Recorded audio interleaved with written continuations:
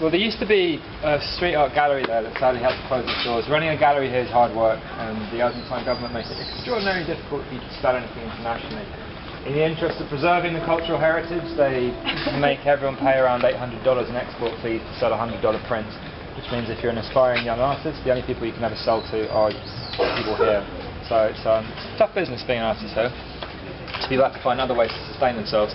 This entire wall... Any art? Sorry? Any art? Any painting? Yeah, you have to go through like about 3 different meetings. You have to prepare export licenses. You have to go to the Secretary of Culture and prove that your work isn't part of the sort of restricted items. You have to have an independent evaluation of it. The thing is, other countries have this, but usually there's a kind of a limit saying that if it's for living artists it doesn't count, if it's for under $10,000 it doesn't count. Here, a child's finger painting and like a kind of a 17th century masterpiece have exactly the same process applied to them. So there's no differentiation between like... Well, that represses art then. Yep, completely. Law is designed to protect it, defend them from like thwarting any sort of new artist's attempt to sell their work, which is a shame.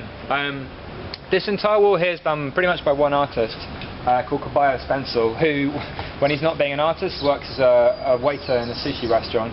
Again, some people get an art-related job, some people don't get the luxury of an art-related job, so art doesn't pay the bills, unfortunately. This whole thing... This is probably one of my favourite walls in the city, mainly because it's a different approach to stencils. We saw before like these ideas of 3-metre stencils, incredibly detailed, incredibly complex, large pieces.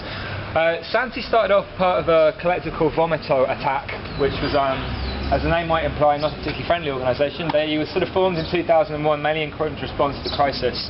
And they were anti-consumerists, anti-capitalist, anti-American, anti-governments, generally just anti and angry. And the messages were quite simple and direct, and were sort of very like counter to everything and everyone. And over time, Santi kind of relaxed a little bit and wasn't quite as interested in raging against the system, became a little bit more creative, but he still really got into the idea of painting.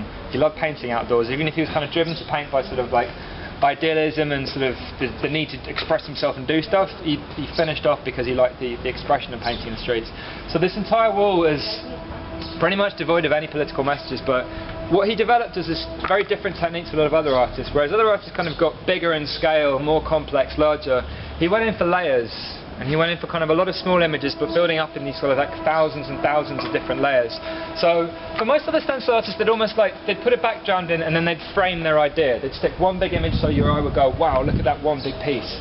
Sanji said he didn't really particularly care about any one image. He wanted to make the whole thing about kind of a composition about colour, about texture, about different tones and lines. So you can sort of see different areas of this where there's like strong kind of oranges, reds, purples.